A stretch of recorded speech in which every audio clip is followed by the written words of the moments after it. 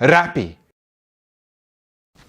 Clean shaven and well rested after a long weekend. It's just that everything I own has some baby sick on it. Please just excuse that. Let's get into the URC first. There was only one game played this weekend, but that game might have been extremely important. The Scarlets hosted the Dragons of Newport. Not as fun to say, but whatever. And before we get into the game, let's just set the scene first. I'm higher up now. Pay no mind, that's just filming. The Scarlets have been looking like the best Welsh team in the competition. They have been trying to break into the top 8 for the playoff positions, possibly knocking the Bulls out of contention. So, us Saffers have been watching. On the other hand, the Dragons, they hadn't won a game since October 2021. And they only had that pride thing that losing teams always seem to be playing for. I know, mine's doing the same. You can only imagine my delight when the Dragons became total legends and beat the Scarlets in Llanelli.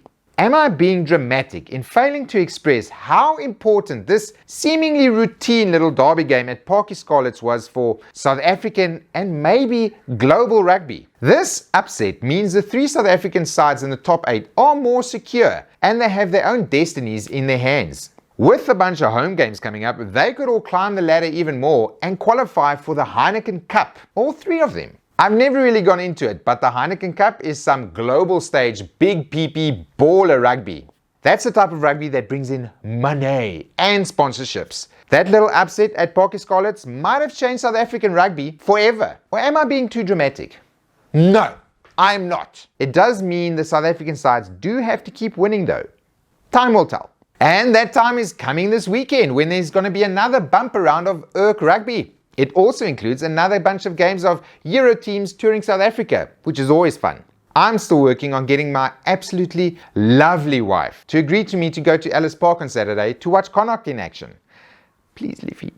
Okay, but what about news that doesn't involve South African rugby changing forever? I would love to, but I can't. The aforementioned big boy Heineken Cup has reached its quarterfinal stage. This after some proper second leg last 16 action. Yo, that try by the Quins. Man.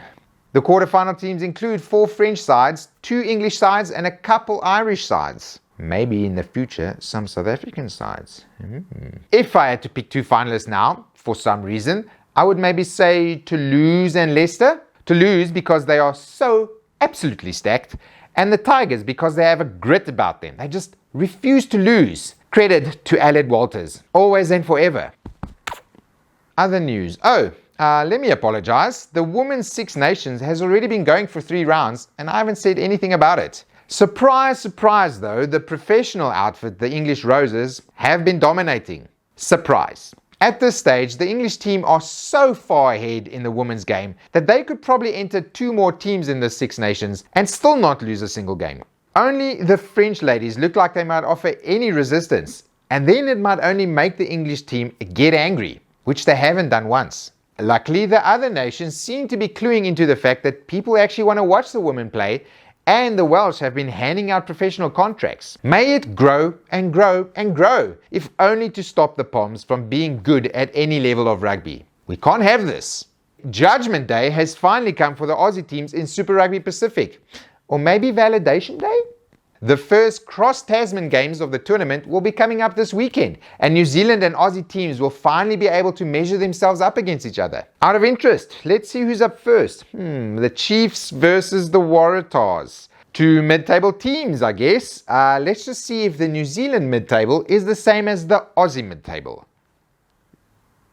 And lastly, it looks like Lotte Jager and Faf de Klerk are off to League One. They must have finally bled the Sail Sharks dry of all their money. I guess now they can get paid by the giant corporations of Japan. More power to you boys. Go make that money.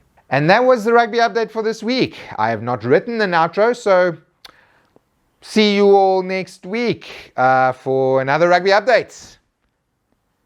Bye.